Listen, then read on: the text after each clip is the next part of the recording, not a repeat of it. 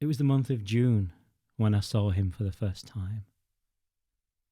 He was walking in the wheat fields when I passed him with my handmaidens, and he was alone. The rhythm of his step was different from other men's, and the movement of his body was like naught I had seen before. Men do not pace the earth in that manner, and even now I do not know whether he walked fast or slow. My handmaidens pointed their fingers at him and spoke in shy whispers to one another, and I stayed my steps for a moment and raised my hand to hail him, but he did not turn his face, and he did not look at me, and I hated him. I was swept back into myself, and I was cold as if I had been in a snowdrift, and I shivered. That night I beheld him in my dreaming, and they told me afterward that I screamed in my sleep and was restless upon my bed. It was in the month of August that I saw him again through my window. He was sitting in the shadow of the cypress tree across my garden, and he was still as if he had been carved out of stone, like the statues in Antioch and other cities of the North Country. And my slave, the Egyptian, came to me and said, "That man is here again. He is sitting there across your garden." And I gazed at him, and my soul quivered within me, for he was beautiful. His body was single, and each part seemed to love every other part.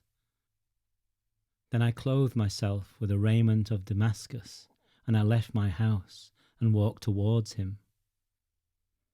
Was it my aloneness, or was it his fragrance that drew me to him? Was it a hunger in my eyes that desired comeliness, or was it his beauty that sought the light of my eyes? Even now, I do not know. I walked to him with my scented garments and my golden sandals, the sandals the Roman captain had given me, even these sandals. When I reached him, I said, "Good morrow to you." And he said, "Good morrow to you, Miriam." And he looked at me, and his night eye saw me as no man had seen me. And suddenly I was as if naked, and I was shy. Yet he had only said, "Good morrow to you." And then I said to him, "Will you not come to my house?" And he said, "Am I not already in your house?"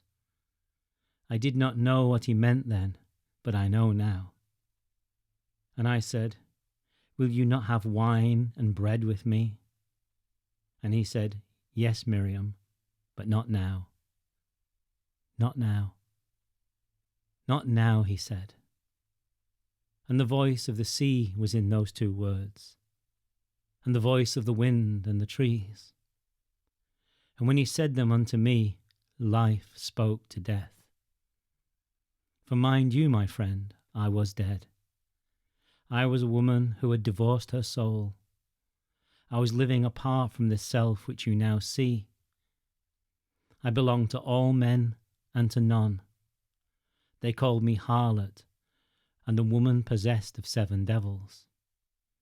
I was cursed and I was envied.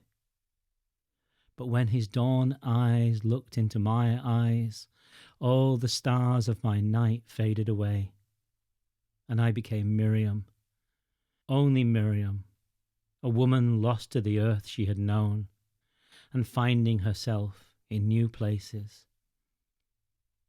And now again I said to him, "Come into my house and share bread and wine with me."